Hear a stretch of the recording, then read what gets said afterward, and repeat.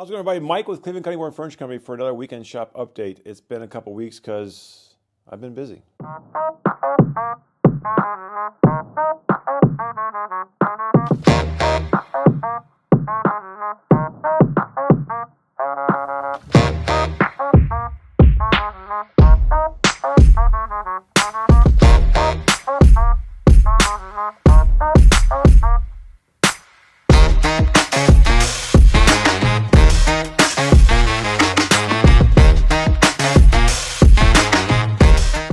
That's right, we're back for another weekend shop update in the Cleveland Cutting Board Workshop.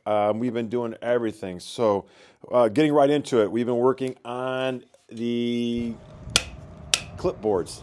Here's one in cherry. I filled the knot with some resin. I have a few of these left in stock. They've been going quick. I didn't realize so many people use clipboards in the world, but everyone wants a custom one. I'm actually gonna make one for my day job to use, I think, but something a little bit different. I can put your company logo on there. I can put something on the back if you want to make it as a gift to somebody. Like, here's a nice one. Like I said, it's got the red resin in the knot there, something different. But a bunch of these in stock. Those are going to be posted for sale on the website later. Another project I'm working on. A buddy of mine, Buddy Mark, is a World War II history guy. He's a gun guy, and he sent me he actually dropped it off. This is a new old stock M1 Garand stock from a M1 Grand rifle. It had a okay finish on it, so he had commissioned me to strip it down. So I've stripped it all down. I'm actually going to start. It's too cold today in the shop. It gets like 30 degrees out here right now. So next week's supposed to be up in the 50s. So once it gets warmed up, I'm going to go ahead and get this finished up now to him. So I got that project I'm working on. What else? The countertop project right here below me. This is going in hopefully tomorrow. It's going in here the next day or two, let's just say. It's done, ready to go. It's cured. It's been dried. It takes 24 hours to dry, but like a couple weeks to cure. So it is ready to go. I talked to the homeowner. Their remodel is coming along great. I'm going to call him later this afternoon and confirm.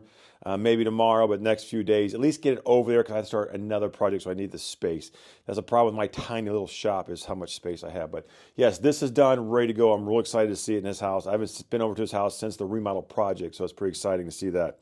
What else? This project here I've been working on. I say we've. This is, if you remember a couple weeks ago, I was working on this and I asked what color resin. Overwhelmingly, it was either red, black, or blue. Overwhelmingly, it was black was what people choose. So I've been working on this, and the plan is I have my buddy Dustin's tables, his black table, black resin with the white maple ingrain. Those are ready to go. So the plan is to get this done. And it's just going to be easier to put the hard wax finish on both of them. This I got to do some bow ties. There's some cracks in here I want to stabilize with some bow ties, and it's for decorative reasons. So yeah, the hard part now is choosing a base. How do I want this to stand? I thought about doing hairpin legs, but those might not look right to scale. I thought about doing like a rectangle base, but I think I'm going to do a round bent laminate out of solid walnut, something like that. A lot more work, but I think in the end it's going to pay off. So this is a piece that I'm building for the purpose of selling. I need to sell it for my wife sees it because she's probably going to want to keep it. But I need to build it and sell it so I can afford to buy more wood and more tools. So yes, so keep in mind or keep following me on my social media platforms. You'll see, watch the progress of this build. The cherry and resin board, I got that all done. That turned out really nice.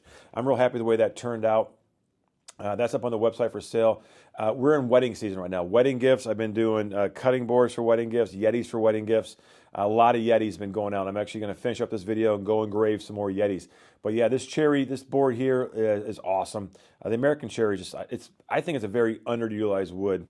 So got that. That's all done, ready to go. I got some more of those. A friend of mine, she ordered one with pink.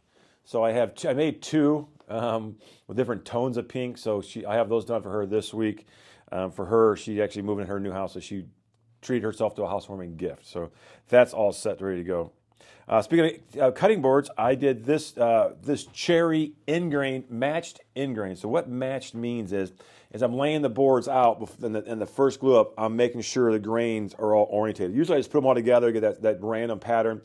This takes a little bit more work. It's not a lot more, but you got to kind of pay attention and you got to kind of go through and match the grains. So you might have one grain at an angle like this, one at an angle like this. It doesn't look good. You got to make sure you have all those good grains.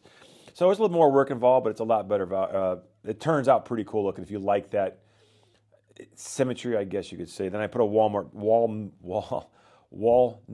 border around it. So that board is done and up for sale on my social media sites. A project I made for myself, something I've been wanting to do for a while, is a wardrobe hanger. So right outside, if you're standing there looking at my closet, to the left behind the bedroom door, there's a little space.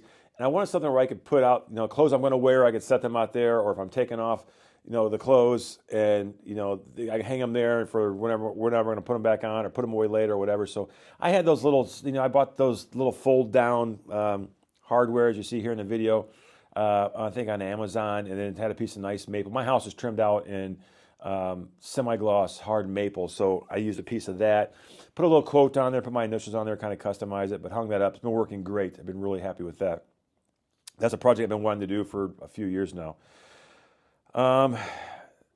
Slabs. I've been doing a lot of slabs. I sold today alone. I sold 4 slabs, two 3-inch by 9 or 10 foot long, 3-inch thick, 18 to 20 inch wide, live edge maple slabs. Those got delivered today.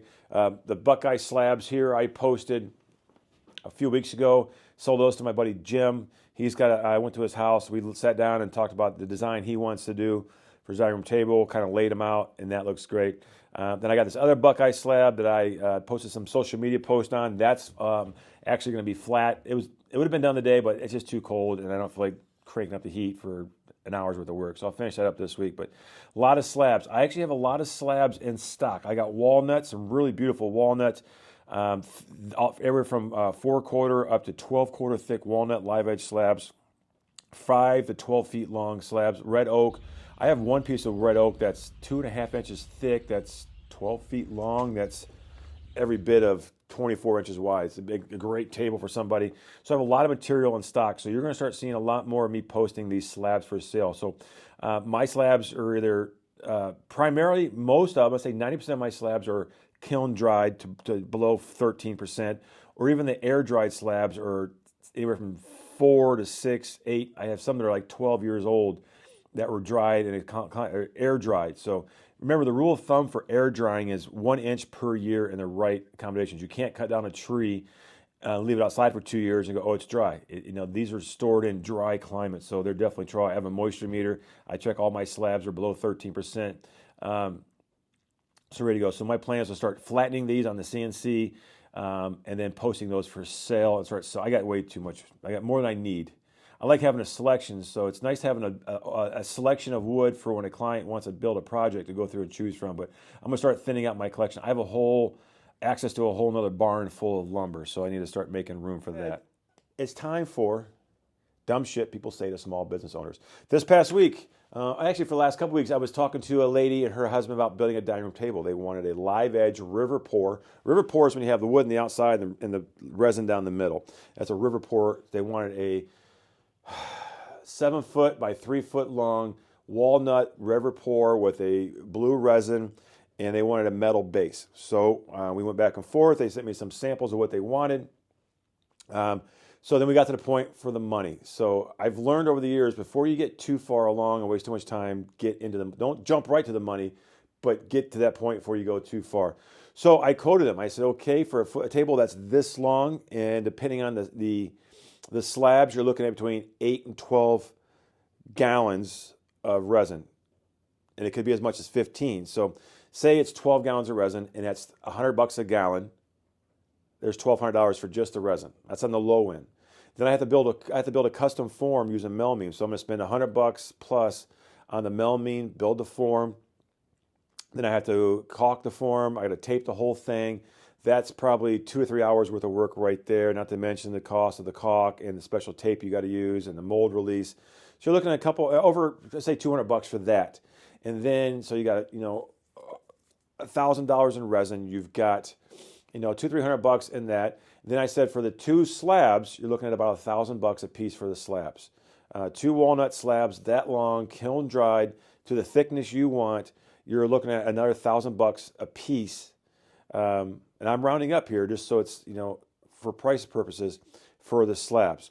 And then that's not including the labor. So you're looking at to build that top, by the time I build the mezzanine, time I build the form out of the melamine, by the time I get the wood flat, ready to go in the resin, because remember you have to pull all the bark off. You can't have bark on the slabs because the resin won't adhere. To pull all that off, prep all the surfaces. And just building a top like that, you have 20 hours. My shop rate is between 50 and 75 bucks an hour. And then once I use a CNC, it jumps up from there. So at labor costs, you're looking at another $2,000 to $3,000, and we've not even got to the base yet. So then once a top is built, you got to pop it out of the form. You got to put it on the CNC, flatten it. Then you got to run it. Then you got to sand the hell out of it. You've got probably in a table that size, just the top, you're looking at 6, 8, maybe 10 hours of sanding. And then you got to do all the edge profiles. And remember, with a live edge, you have to do all that by hand. Okay. So then once that's done, then you have to put the finish on it. You're looking at 2 to 3 days. A couple hours a night over 3 days, 2 days to put the finish on it. So just for the top, you're looking at between $5,000 and $6,000 for just the top. And then they wanted a custom metal base. So I talked to one of my buddies, a fabricator. He said, yes, he's interested. So I started talking to them about the base and what they wanted. And they said some just really ornate. I said, you're looking at between steel price right now, welding, fabricating, and then powder coating. You're looking at another $2,000 to $3,000. So your table all in is going to be between $8,000 and $10,000. And then they just lost their freaking mind. They thought, no way we're spending that. We're not spending $8,000, $12,000 for a custom dining room table. Notice they mentioned the word custom. We can go to this store, or that store. I said, not if you want this dimension, a 3x7 table is not the most common size. And you're not going to go to a big box furniture store and buy a walnut resin poured table with a custom metal base. You might find something close to it, but you're not going to find what you want exactly. So very rude people. I explained to them, I said, listen, I'm going to use, for me to do a table like that, I'm using the equivalent to $100,000 worth of tools, not to mention the tools that my metal fabricator has to use. And not to mention, it's not like I just woke up one day and started making tables. I've got 10 years of experience. It took me 10 years to learn how to build a table like that. So they thought I was ripping them off. They thought I was rude. They thought they were doing me a favor by letting me build them something. It doesn't work that way with fabricators or makers, as they call us. You're not doing me a favor. I don't care if I build you a table or not. I have plenty of other work. So keep an open mind. Do your research. Shop around before you actually go look at someone's portfolio. Look online and see what these tables are going for. I see these tables going for $20,000 for these people, these higher end tables. So, but they have the overhead that I don't have, so I can keep my prices down. So for a custom river pour of a table that size, 7 to 10 is probably average. And then you start getting into fancy bases like they wanted, out of all the ornate metal and all the bending and forming. If you want a like plain Jane standard wood base, you're looking at maybe $1,000 with material and labor. So keep that in mind when you're asking for something custom. Okay, there's a big difference between custom and catalog. So anyway, that's it for this weekend shop update. I have a lot of stuff in the queue for social media posts this week and shorts and videos. So if you don't follow me on social media, Facebook, Instagram, please do. And also, if you like these videos, hit like and subscribe below. I got a lot of stuff planned for this summer. The new shop, everyone has asked me, is still in the works. There's always little loose ends. I'm not diving into the new shop build until all the loose ends are tied up, which will make sense later. So anyway, everyone have a great week. Be positive, be kind, and remember, it's always better to kill them with kindness than to just regularly kill them. So cheers.